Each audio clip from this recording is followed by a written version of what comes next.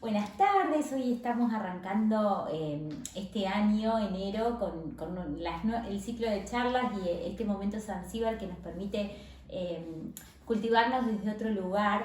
Y hoy estamos con Eugenia Gamero, que es licenciada en Recursos Humanos y además es coach.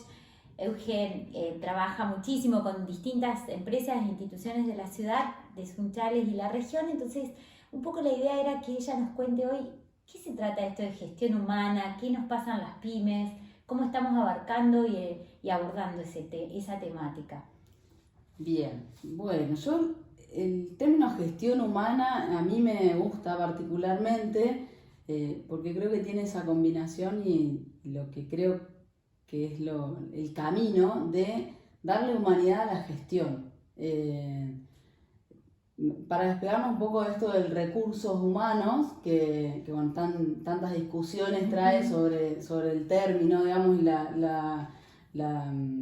que es un oxímoron, digamos, una expresión que está hecha por dos términos opuestos, recurso y humano. Si es recurso, es humano o no es humano. Entonces, un poco para salir de esa discusión, a mí me gusta mucho hablar de gestión humana porque no deja de tener el término de gestión del organizacional, que es esto de administrar, controlar, planificar y llevar adelante un negocio con resultados bien claros. Y darle humanidad para mí es considerar a la persona con todo lo que el humano es, digamos, incorporando el cuerpo, la emoción, Integral. El lenguaje, claro, darle humanidad en ese sentido a la gestión, incorporando a la persona con todos los dominios que la constituyen. Bien, nosotros en conversaciones anteriores y un poco en lo que venimos planteando, vemos que queremos perfilar, digamos, que esta pandemia y este año 2020 vaya dejando, digamos, como estos tributos en la gestión de las pymes, ¿no? Porque uno tuvo que acercarse distinto y diferente a los empleados, a los colaboradores, a los empresarios que trabajan a la par conmigo o a mis proveedores. Me tuve que acercar de otra manera, ¿no es cierto? Entonces, en esta gestión humana y en esta integralidad, Euge, vos ves que podemos tener conversaciones, qué tipo de conversaciones, cómo se han acercado los vínculos y las conversaciones este año. Yo creo que una de las mejores enseñanzas o aprendizajes que nos deja esta pandemia, o al menos para mí, fue uno de los mayores aprendizajes que hice en el ámbito laboral, es el de darnos cuenta que no por estar cerca físicamente estamos en contacto, que el contacto pasa por un montón de otras conversaciones y de una conexión que tiene que ver con otros dominios también, con lo emocional. Bueno, hoy se habla mucho de la empatía, y la empatía no es una habilidad que haya nacido con la pandemia. La pandemia sí creo que nos hizo ponernos obligatoriamente en otra posición, y en esa posición hemos podido, o muchos han podido empezar a ver que la empatía es una habilidad que necesitamos para coordinar acciones y estar en contacto con otras personas. Y en ese sentido creo que sí se han generado nuevas conversaciones y serán habilidades o necesidades que van a seguir permaneciendo, digamos, ¿no? Ahora, ojalá, creo, ¿no? Cuando termine la pandemia sigamos teniendo la necesidad de estar en contacto, de llamar, de ver cómo el otro está, de generar esas conversaciones para hablar de lo que no hablamos porque no estamos físicamente juntos. Exactamente, nos pasó, por ejemplo, en algunas audiencias, incluso que son por Zoom y demás, que a nosotros, bueno, ¿y cómo están ustedes? ¿Han tenido enfermos en la familia? ¿Cómo están? Digo, preguntas que, viste, te descolocaban porque vos decís, bueno, con el empleado de tribunales o con el juez o con quien estuviera del otro lado, no nos preguntábamos esas cuestiones habitualmente en la presencial, pero en lo que fue, digamos, el COVID, el Zoom y esta, me gustó esa cercanía que se sentía a través de las cámaras. Claro, también. creo que eso es algo positivo y algo que tenemos que revisar una vez que pase esto, decir, bueno, a ver, ¿qué de todo lo que nos obligó a hacer la pandemia y el Zoom o el Meet o todas las plataformas que ya estamos un poquito cansados? Bueno, ¿qué de eso nos queremos quedar? ¿No? Porque en esto que vos traes es súper importante en términos de emociones y de esto de cuando uno va a tener una conversación, generar un contexto considerando la corporalidad, la emocionalidad, si es la indicada para esa conversación, si es la que necesitamos. Y bienvenido que en ámbitos en los que antes no pasaba, sí, ahora existan esas... O de extrema formalidad, que a veces nos poníamos, viste, los trajecitos y encarábamos en la formalidad de una audiencia, se dio eso y me sorprendió para bien. Euge, y otra de las cosas que veníamos pensando, esto de el ida y vuelta en estas conversaciones, ¿no? Este feedback que se habla, digamos, ¿cómo yo sé si estoy haciendo las cosas bien o no, a la distancia, donde no tengo tal vez los papeles, los archivos, el vínculo de pasar por un escritorio y decir, o que me puedan advertir algo? ¿Cómo se está manejando este feedback y este ida y vuelta en los vínculos laborales? Y el feedback hoy es una habilidad social más que ya no es un evento dentro de un proceso como antes solía ser en la parte de gestión humana o de recursos humanos. El feedback era más conocido como la reunión que teníamos en el proceso de evaluación de evaluación, claro. Sí, el feedback estaba asociado a evaluación. Sí. Cuando tuve alguna evaluación, me van a dar esa devolución de la evaluación. Hoy ya se habla de feedback como una habilidad más que todo líder, y yo creo que toda persona que trabaje con otros lo necesita, esto de retroalimentar cómo estamos yendo. Y en el ámbito organizacional tiene siempre que tener tres puntos, si querés llamarlos, o tres instancias, tres dominios que se tienen que tocar, que uno tiene que ver con la tarea, digamos, que es lo que al fin y al cabo hacemos con toda esta coordinación de acciones y conversaciones interpersonales. ¿Cuál es el feedback? ¿Cómo estoy yendo y haciendo las cosas en pos del resultado que tengo planteado? ¿Qué tenemos que mejorar? ¿Qué nos falta? ¿Qué tenemos que aprender en relación a la tarea, el rol, la responsabilidad que cada uno tiene? El feedback en cuanto a la relación, que es esto de qué conversaciones estamos teniendo, cuáles no, cuáles necesitamos, qué tenemos que cambiar, qué emocionalidades tenemos en esta relación, qué conflictos, todo lo que tenga que ver con lo que pasa en la coordinación de acciones con los otros. Y el feedback en términos de la persona también, esto de evaluar la integridad de la persona dentro de su rol y su ámbito laboral, y en este objetivo que está persiguiendo, o este resultado que tiene que cumplir, considerando el compromiso, la responsabilidad, las actitudes, cómo se siente, qué necesita en términos personales. Claro.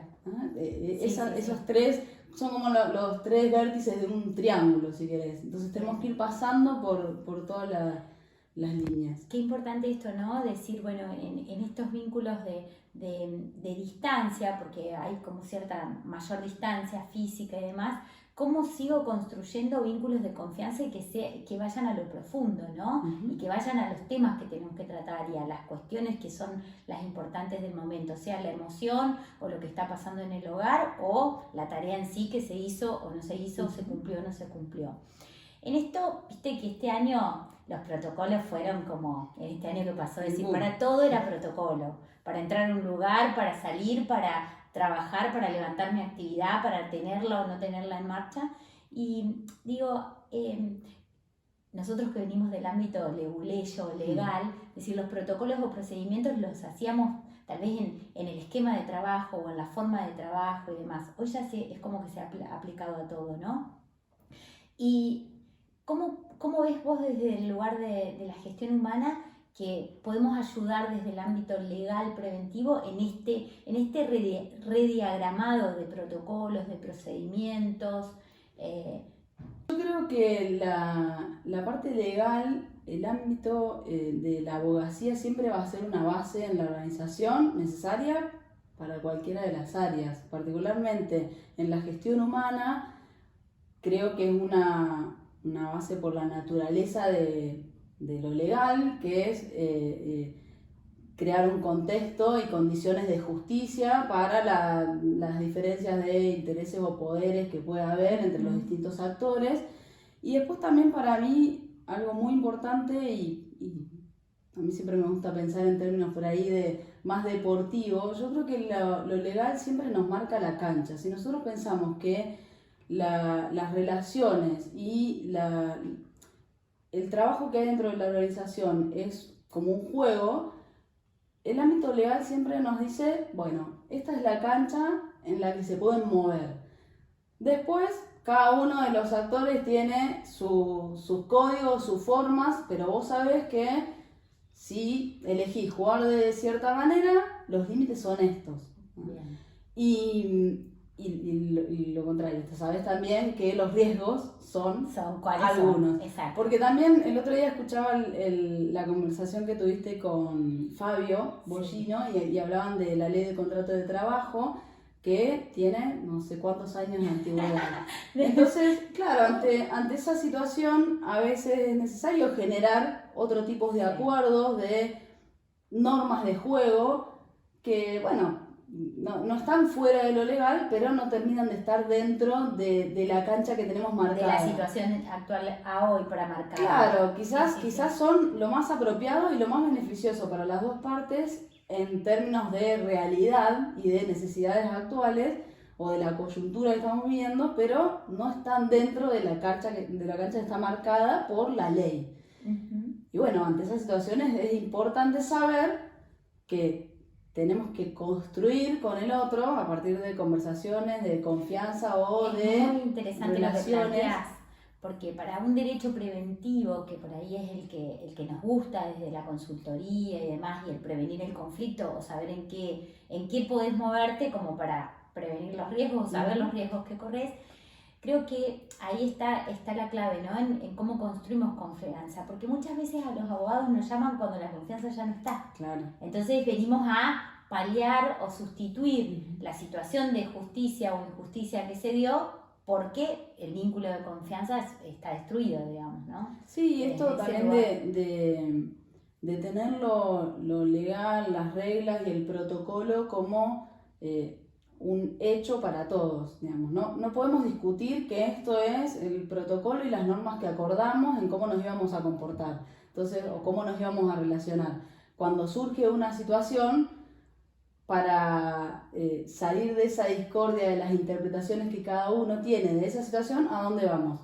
Sí. A lo legal. Vamos a las reglas, vamos a las normas. Por eso lo importante y creo que también es una cuestión para mi forma de ver, de empezar construyendo desde la credibilidad y mostrando esto de que la confianza se construye y bien. necesitamos primero poner las cosas sobre la mesa y estar de acuerdo y empezar a construir desde ahí. O sea, vamos para la base, podemos construirla y a su vez podemos pensar en la durabilidad, en la sustentabilidad. Las empresas o las pymes que están acostumbradas con las normas ISO y a tener ciertos estándares de calidad, vos decís, bueno, ¿qué tipo de calidad quiero construir en la gestión humana? Digamos, y creo que ahí, en esto que vos planteás, está muy bueno porque nos lleva a eso, es decir, ¿cuánto voy a perdurar? O el vínculo laboral con unas normas claras, con un respeto hacia eso, seguramente va a ser más duradero, ¿no? Sí, también hay que entender que, bueno, las leyes, las normas son producto de conversaciones también. Sí. ¿De acuerdo? Muchas veces no, pero deberían serlo, ¿no? Claro, pero bueno, los que uno define internamente, también creo que está bueno verlos desde ese punto de vista, es decir, revisemos cada tanto estas reglas de juego, estos códigos que habíamos definido para movernos dentro de nuestra cancha, para ver si hoy estamos en condiciones de a lo mejor cambiar algo o necesitamos cambiar. Y quizás a veces esos cambios son prueba de que hay una relación con más confianza, con más credibilidad y que ha tenido frutos de estas conversaciones que se dieron en el medio. Bien, muy bueno, muy interesante, Euge. ¿Alguna reflexión que nos quieras regalar? Lo necesitamos.